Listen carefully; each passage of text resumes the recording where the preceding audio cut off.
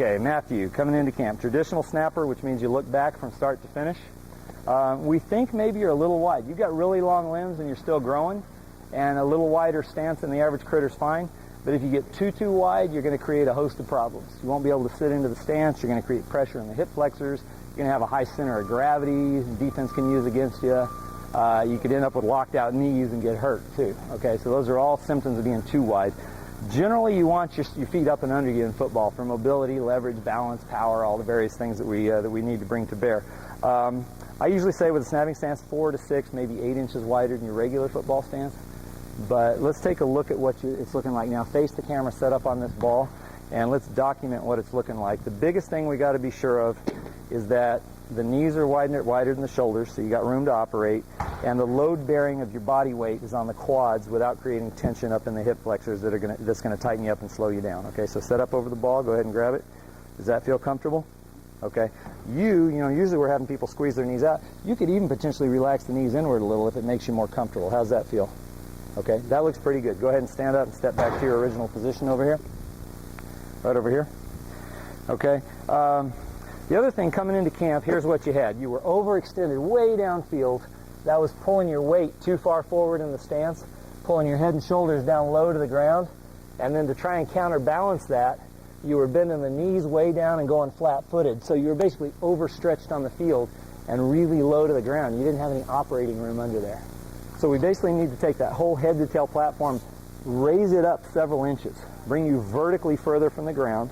That'll allow you to bring the ball closer while still preserving a good arm extension, and then we can shift that weight back and forward around the hips, the belly button into the crotch or the other direction until we get the knees right over the toes and you're balanced on the balls of your feet. Does that make sense?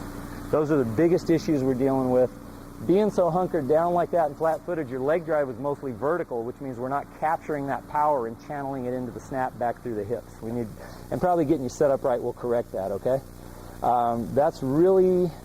That pretty much covers the issue. So go ahead and set up, and we'll give you the 3-step stance optimization, and then we'll show you how to do that on your own without me being around. Okay, you ready? I'm going to pull you forward. That gets your knee bend to 90 degrees or less, straightens the back and extends the arms. Raise you up, maximizing operating room under the torso. Then I'm going to push you back into the hips till the heels touch the ground, knees are over the toes, you're solid on your feet. Now, you do have longer limbs than the average guy, so your knees may spill out a little bit, and we may want to be a little wider, but as long as that's comfortable and you feel good, give it a good hard two-handed throw. Where'd the ball go? No, it was right here. Okay?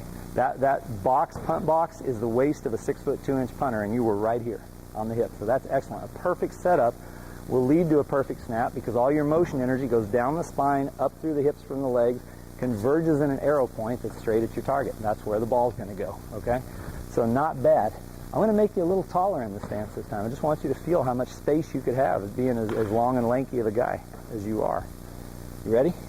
Pull you forward, raise you up, push you back and in. You feeling comfortable? Good, hard, explosive throw. Give it everything you got with 2 hands. That's coming along.